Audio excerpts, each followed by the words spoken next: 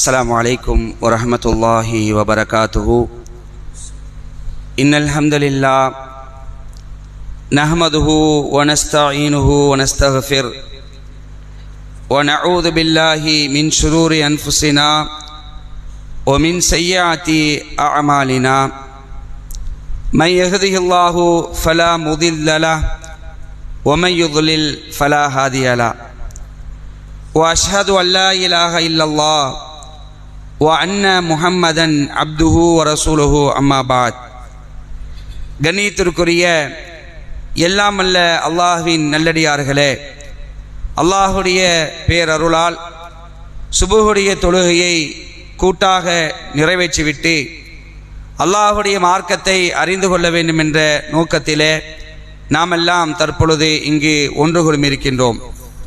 இந்த நல்ல சந்தர்ப்பத்திலே சொர்க்கத்துடைய இன்பங்களை திருமறை குர்ஆன் வசனங்கள் மூலமாகவும் நபிகளாருடைய செய்திகள் மூலமாகவும் நாம் தொடர்ச்சியாக அறிந்து கொண்டு வருகிறோம்.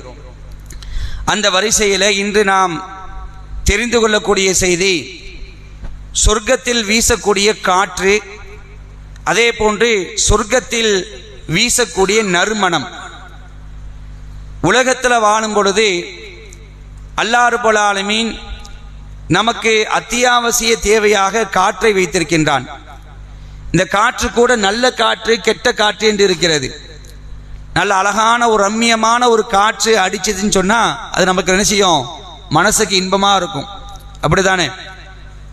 நல்ல காற்று அடிக்குது, நல்ல ஒரு தூக்கத்தை போடலாம் அப்படின்னு செய்வோம். அந்த காற்றுலேயே நமக்கு மனசுலாம் அப்படி ரிலாக்ஸ் ஆகும். அப்ப இது மாதிரியான ஒரு காற்று, அதே மாதிரி நறுமணம். உலகத்தில் வாழும் பொழுது மனிதனுடைய விருப்பம் நறுமணத்தை நோக்கி செல்கிறது. ஒரு நல்ல மனமாக இருந்தால் அது ஒரு மனசுக்கு ஒரு சந்தோஷமாக கூட இருக்கும். பெர்ஃப்யூம் அடிக்கிறோம், நல்ல அழகான ஸ்மெல் உள்ள அத்தரை நம்ம அடிக்கிறோம். இது மாதிரி ஒரு நல்ல ஸ்மெல் மனுஷனுடைய விருப்பமாக இருக்கிறது. இது மாதிரி அல்லாஹ் என்ன செய்யறான்னு சொன்னால் சொர்க்கத்தில் என்ன செய்யறான்? அது மாதிரி ஒரு நிலையை அல்லாஹ் ஏற்படுத்துகிறான். அன்புக்குரிய சகோதரர்களே, முதலாவதாக காற்று.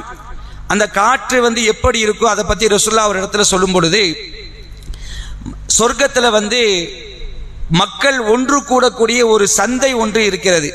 மக்கள்லாம் சொர்க்கவாசல் என்ன செய்வாங்க சொன்னால் வாரம் வெள்ளிக்கிழமை என்ன செய்வாங்கன்னா அந்த சந்தையில் போய் ஒன்று கூடுவார்கள். இப்படி அந்த சொர்க்கத்தில் இருக்கக்கூடிய அந்த சந்தையில் ஒவ்வொரு வெள்ளிக்கிழமையும் சொர்க்கவாசிகள் போயிட்டு வருவாங்களாம். அப்படி போயிட்டு அவங்க வரும் பொழுது அவர்கள் மேலே ஒரு காற்று ஒன்று என்ன செய்யும்? வீசும். அந்த காற்று வீசுவதனால் சொர்க்கத்துடைய மண் இருக்கா இல்லையா, அந்த மண் அப்படி என்ன செய்யும்? அள்ளி போடும் அவருடைய முகத்திலையும் ஆடையிலையும். இப்படி அந்த செய்தியில் வருது. இப்படி அள்ளி போட்டதுனால என்ன ஆகும்? அவங்களுடைய நிலை, அவங்க அழுக்காவாங்களா? அழுக்காக மாட்டாங்க. ஆனால் உலகத்தில் நம்ம அப்படி அழுக்காயிடுவோம். அப்படிதானே? காலையில் ஜம்முன்னு மாப்பிள்ளை மாதிரி கிளம்புவார் வீட்டை விட்டு, நல்ல ஃப்ரெஷ்ஷாக நல்ல அழகான மாதிரிக்கு ரெடியாகி வேலைக்கு போகக்கூடிய நேரத்தில் அழகாக போவாங்க. போயிட்டு வரும்பொழுது என்ன நிலைக்கு இருப்போம்? அழுக்கு படிஞ்சு போய் ஒரு விதமான அவக்கோலத்தில் என்ன எப்படி போனீங்க, இப்படி வந்திருக்கிறீங்க அப்படி கேட்பாங்க. அப்படித்தானே? எல்லாம் அழுக்காயிடும். ஏன்னா அந்த காற்றுல அடிக்கக்கூடிய மண், அந்த புழுதி முகத்தில் அதை பட்டு போன மாதிரி இல்லாமல் வேற மாதிரி வருவோம். ஆனால் மறுமையில் சொர்க்கத்தில் இந்த சொர்க்கவாசிகள் அந்த வெள்ளிக்கிழமையில் அந்த சந்தையில் ஒன்று கூடி அங்கெல்லாம் எல்லாத்தையும் முடிச்சுட்டு வரும் பொழுது இந்த மாதிரி காற்று அடிக்குது. அந்த மண்ணை என்ன செய்யுது? அள்ளி போடுகிறது.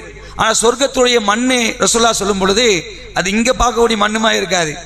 அது கஸ்தூரி மண், நல்ல நறுமணம் இருக்கக்கூடிய மண். அப்போ அந்த மண்ணை தான் என்ன செய்யும்? அள்ளி போடும்.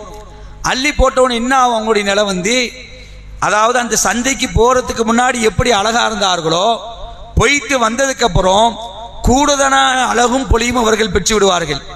நேராக வீட்டுக்கு வருவாங்க, அவருடைய துணைவி கிட்ட வருவாங்க. யாரு துணைவி? ஹூருல் ஈன். அவங்க கிட்ட வருவாங்க. வந்தவன அவங்க சொல்லுவாங்களாம், அதாவது எங்களிடமிருந்து நீங்கள் திரும்பி போகும் பொழுது எப்படி போனீங்களோ அப்ப இருக்கக்கூடிய அழகையும் பொலிவையும் விட இப்ப வந்த உடனே கூடுதலான அழகும் பொலிவும் பெற்று விட்டீர்களே என்று அவர்கள் சொல்லுவார்கள். அதே மாதிரி அவங்க என்ன அந்த சொர்க்கவாசி என்ன சொல்லுவாரு? நாங்களும் உங்களிடமிருந்து திரும்பி சென்ற பிறகு நீங்க எப்படி அழகாகவும் பொலிவாகவும் இருந்தீர்களோ அதை விட கூடுதல் அழகும் பொலிவும் பெற்று விட்டீர்களே என்று அல்லாஹ்வுடைய தூதர் ஸல்லல்லாஹு அலைஹி வஸல்லம் இப்படி ஒரு செய்தியை சொல்லி காட்டுறாங்க. அப்ப அங்க அடிக்கக்கூடிய காற்றுடைய நிலையை பாருங்க. அந்த காற்று வீசுவதனால் சொர்க்கத்துடைய மண்ணை அள்ளி போடுவதனால் அவர்கள் அழுக்கடைய மாட்டார்கள், அதனால் அவர்கள் சோர்வடைய மாட்டார்கள், கூடுதலான அழகையும் பொலிவையும் பெறுவார்கள் என்று அல்லாஹ்வுடைய தூதர் ஸல்லல்லாஹு அலைஹி சொல்லி காட்டுறாங்க. இது காற்றுடைய நிலை. அதே மாதிரி நறுமணத்தை நீங்க எடுத்துக்கிட்டீங்கன்னு சொன்னா சொர்க்கத்துல நறுமணம் எப்பொழுதுமே வீசிக்கொண்டே இருக்குங்கிறாங்க ரசூலுல்லாஹ். எந்த அளவுக்கு வீசும்? அதாவது ஒரு குறிப்பிட்ட பயண தொலைவில் இருந்து சொர்க்கத்துடைய வாடை வீசும் அப்படிங்கிறாங்க.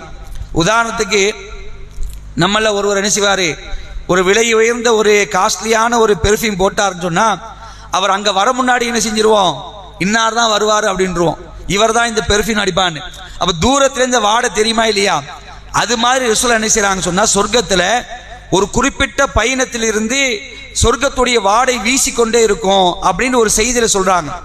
எப்படி சொல்றாங்க சொன்னா அல்லாஹ்வுடைய தூதர் ஸல்லல்லாஹு அலைஹி வஸல்லம் சொல்லக்கூடிய இந்த செய்தி முஸ்லிம்ல பதிவு செய்யப்பட்டிருக்கு. 4316வது செய்தியாக நபிகள் நாயகம் ஸல்லல்லாஹு அலைஹி சொல்றாங்க, அதாவது 2 பிரிவினர்கள் இருக்கிறார்கள். 2 பிரிவினர்கள் அவர்கள் நரகவாசிகள் தான். அவர்கள் யாரு? நரகவாசிகள். அவர்களை நான் பார்த்தது கிடையாதுங்கிறாங்க ரசூலுல்லாஹ். அவர்களை நான் பார்த்ததில்லை. அவர்கள் ஒரு பிரிவினர் யார் என்றால் ரசூலுல்லாஹ் சொல்றாங்க, மக்களில் சிலர் இருப்பார்கள், அவர்கள் பசுமாட்டுடைய வாளை போன்று ஒரு சாட்டையை வைத்துக் கொண்டு மக்களை இம்சித்துக் கொண்டிருப்பார்கள் அப்படிங்கிறாங்க. இது மாதிரியான ஒரு கடுமையான ஒரு போக்கை அந்த மக்கள் மேற்கொள்வார்கள். இப்படி ஒரு பிரிவினர்கள் இருப்பார்கள், அவர்களை நாம் பார்த்தது கிடையாது அப்படிங்கிறாங்க. அதே மாதிரி இன்னொரு பிரிவினர் ரசூலுல்லாஹ் சொல்றாங்க. இன்னொரு பிரிவினர் யாரு? அவர்கள் பெண்கள். அவர்கள் யாரு? பெண்கள். அவருடைய நிலை எப்படி இருக்குன்னு சொன்னா மெல்லிய உடை அணிந்து மக்கள் அந்நிய ஆடவர்களை தன்பால் ஈர்க்கக்கூடிய ஒரு நிலையில் அவர்கள் இருப்பார்கள். அவர்களுடைய நடை ஒரு வித்தியாசமா இருக்கும். அவர்கள் மெல்லிய ஆடை அணிந்திருப்பார்கள். தலையில் அவர்களுடைய அந்த முடி இருக்கா இல்லையா, அவர்களுடைய முடி எப்படி இருக்குன்னு சொன்னா ஒட்டகத்துடைய திமில்கள் போல அப்படி மேல இருக்கும். இந்த மாதிரியான ஒரு அடையாளத்தை இன்னைக்கு நம்ம பார்க்கலாம். மெல்லிய ஆடை அணிந்து அந்நிய ஆடவரை கவர்ற மாதிரி அவருடைய நிலை இருக்கும். தலையில அந்த முடி எப்படி வச்சிருப்பாங்க, ஒட்டகத்துடைய திமில் மாதிரி அப்படி மேல நிற்கும். இது மாதிரியான ஒரு பிரிவினர் இருக்கிறார்கள். இவர்களும் அந்த பிரிவினர்ல ஒருவர் ஆவார்கள். இந்த 2 பிரிவினரும் சொர்க்கத்துக்குள்ள நுழையவே முடியாது அப்படிங்கிறாங்க ரசூலுல்லாஹ். சொர்க்கத்துக்குள்ள நுழைய முடியாது. சொர்க்கத்துல நுழைய முடியாதுன்னு என்ன, சொர்க்கத்துடைய வாடையை கூட இவர்கள் உணர மாட்டார்கள் சொல்லிட்டு ரசூலுல்லாஹ் சொல்றாங்க, சொர்க்கத்துடைய வாடையோ இந்த இவ்வளவு பயண தொலைவில் இருந்து அது வீசிக்கொண்டிருக்கும். எவ்வளவு பெரிய ஒரு மோசமான நிலை பாருங்க. சொர்க்கத்துடைய வாடையை கூட நுகர முடியாதுன்னு நினைச்சாங்க ரசூலுல்லாஹ். இந்த 2 பிரிவினர்களை பத்தி சொல்லி காட்டுறாங்கன்னா அப்ப சொர்க்கத்துல நறுமணம் கமலக்கூடிய அழகான வாடைகள், அந்த நறுமணங்கள் இருக்கும் என்பதை இந்த செய்தியிலிருந்து நம்மால் பார்க்க முடிகிறது. இதே மாதிரி ஒரு செய்தியை ரசூலுல்லாஹ் சொல்லி காட்டுறாங்க. இன்னொரு இடத்துல வருகிறது, புகாரியில 7150வது செய்தியாக பதிவு செய்யப்பட்டிருக்கு. அதாவது இவர்களும் சொர்க்கத்துடைய வாடையை நுகர முடியாதுங்கிறாங்க. யாரு?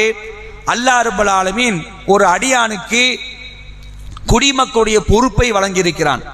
ஒரு அடியானுக்கு குடிமக்களுடைய பொறுப்பை வழங்கி இருந்து அந்த பொறுப்பை அவர்கள் சரிவர நிறைவேற்றவில்லை என்றால், மக்களுடைய நலனில் அவர்கள் அக்கறை செலுத்தவில்லை என்றால், இப்படிப்பட்டவர்கள் கூட நாளை மறுமையில் என்ன செய்ய முடியாது, சொர்க்கத்துடைய வாடையை கூட நுகர முடியாது என்று அல்லாஹ்வுடைய தூதர் ஸல்லல்லாஹு அலைஹி அவர்கள் சொல்லக்கூடிய செய்தியை நம்மால் பார்க்க முடிகிறது. அன்புக்குரியவர்களே, இந்த செய்திகள் நம்ம என்ன வழங்குறோம்?